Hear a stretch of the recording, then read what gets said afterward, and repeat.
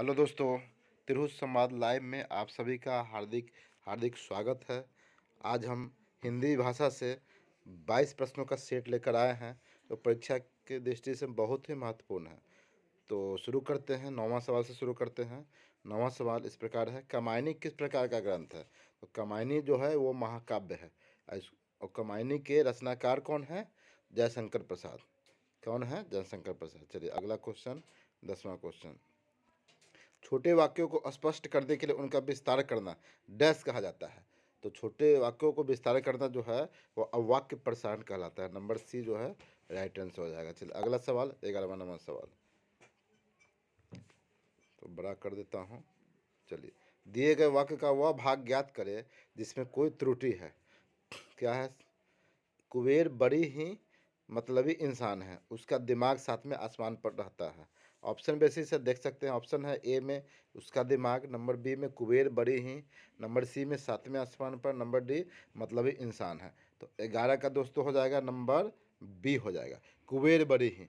कुबेर बड़ा ही यहाँ होना चाहिए, जो कि ये गलत है। ऑप्शन बेसिस है, ये आप ऑप्शन देख कर भी मार सकते हैं।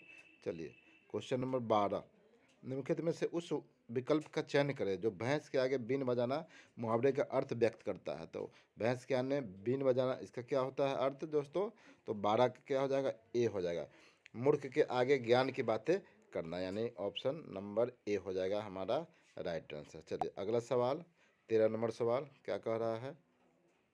13 नंबर सवाल है, निम्नलिखित में से उस विकल्प का चयन करें जो दंग रह जाना मुहावरे का अर्थ बताता है। तो दंग रह जाने मुहावरे का अर्थ होता है चकित हो जाना। दंग रह जाना मतलब चकित हो जाना। नंबर ए जो है राइट आंसर है। चलिए अगला सवाल, 14 नंबर सवाल, दिए गए वाक्यांश के लिए एक शब्द दीजिए जो सब कुछ जानता हो। जो सब कुछ जानता हो उसके लिए क्या होगा दोस्तों? सर्वज्ञ।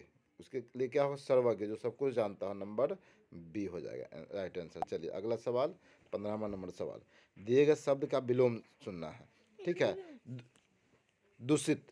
दूषित का क्या होगा दोस्तों? दूषित का विलोम शब्द क्या होगा? स्वच्छ हो जाएगा। दूषित मतलब गंदा होता है, स्वच्छ मतलब साफ होता है। चलिए ये सी हो जाएगा आपका राइट आंसर 15 का। चलिए 16वां क्वेश्चन इस प्रकार है, दिए गए शब्द को पर्यायवाची शब्द का चयन करना है। राष्ट्र। राष्ट्र का पर्यायवाची शब्द करना है। क्या होगा दोस्तों? धरती होगा, देश होगा, संसार होगा या बाहर होगा।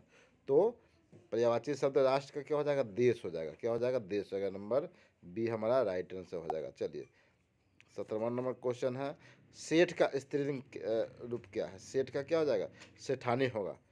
सेठानी होगा कि सेठिन होगा या फिर सेठाइन होगा, कौन सा होगा? तो दोस्तों सेठ का स्त्रीलिंग रूप जो है वो सेठानी होगा। नंबर डी हो जाएगा राइट आंसर। चलिए अगला सवाल, 18वां नंबर सवाल, कवर्ग का उच्चारण मुंह के किस भाग से होता है? तुम लोग जानते हैं कवर्ग जो होता है वो कंठ से होता है। कवर्ग का जो उच्चारण होता है, कवर्ग मतलब क ख ग घ, ये होता है, ये कंठ से होता है। नंबर ए हो जाएगा 18 का। चलिए 19वां सवाल अब देखते हैं, परामर्श में उपयुक्त उपसर्ग है तो पड़ा। इसमें जो परामर्श आप जैसे पढ़ रहे हैं तो पड़ा आता है इसमें, पड़ा।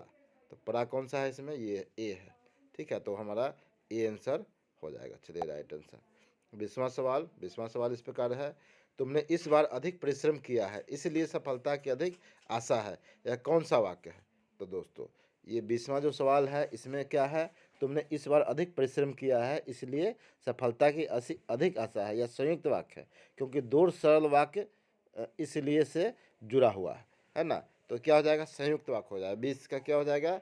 बी हो जाएगा, संयुक्त वाक्य हो जाएगा बी, इसका राइट आंसर हो जाएगा। चलिए अगला सवाल, हिमालय से गंगा निकलती है। 21वां सवाल है, हिमालय से गंगा निकलती है, इस वाक्य में से किस कारक की विभक्ति है? से देखिए आपादान है। आपादान जो होता है वो बिछड़ने का बोध होता है।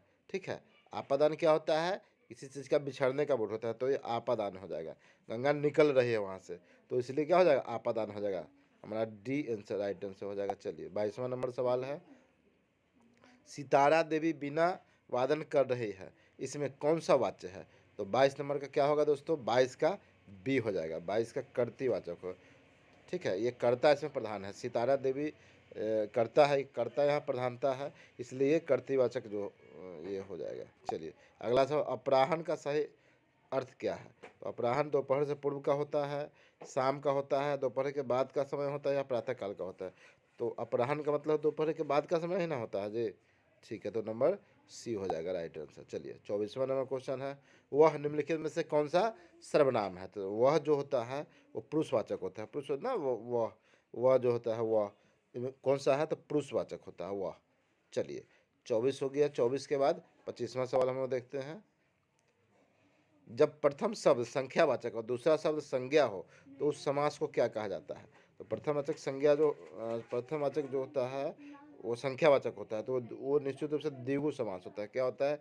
द्विगु होता है। जो प्रथम शब्द होता है वो संख्यावाचक होता है और दूसरा शब्द संज्ञा होता है, वो द्विगु होता है समास। चलिए अगला क्वेश्चन है 26वां नंबर, चंद्रमौली में कौन सा समास है?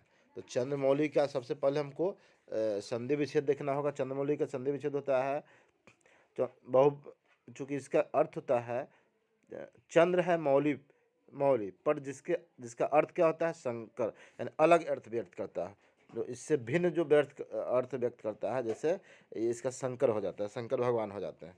ठीक है, तो ये क्या हो जाएगा? बहुव्रीहि हो जाएगा। 26 का क्या हो जाएगा दोस्तों? बहुव्रीहि समास हो जाएगा। चलिए नंबर बी जो है वो राइट आंसर हो जाएगा। चलिए 27वां नंबर सवाल, सदैव में कौन सी संधि है? तो दोस्तों सदैव का चूंकि पहले जानना होगा कि सदैव में क्या है, सदा जोड़ ए, सदा तो आ है ना, आ के बाद क्या होगा? आ जोड़ ए, आ जोड़ ए मिलके ए हो जाता है।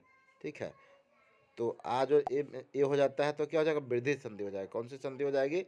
वृद्धि संधि हो जाएगी। ठीक है, नंबर बी। 27 का नंबर बी राइट आंसर हो जाएगा। 28 है कि किस छंद का प्रथम और अंतिम शब्द एक सा होता है? तो 28 का दोस्तों हो जाएगा डी, हो जाएगा कुंडलियाँ। कुंडलियाँ जो है राइट आंसर हो जाएगा। चलिए अगला सवाल 29वां नंबर सवाल, छप्पै किस प्रकार का छंद है? तो दोस्तों छप्पै जो है वो विषम है। क्या है? विषम छंद है। चलिए बी हो जाएगा। 30वां, कबीरा सोई पीर है, जे जाने पर पीर, जे पर पीर न जाने सो काफिर बेपीर। उपयुक्त पंक्तियों में से कौन सा अलंकार है? दोस्तों ये जो है ये यमक है। कौन सा है? यमक है। चलिए इससे भी क्वेश्चन जो है पूछे जाते हैं। चलिए तो इस प्रकार से हमने हिंदी भाषा से 22 सब प्रश्नों को देखा। और आपको कैसा लगा आज का वीडियो? कमेंट जरूर कीजिएगा। धन्यवाद।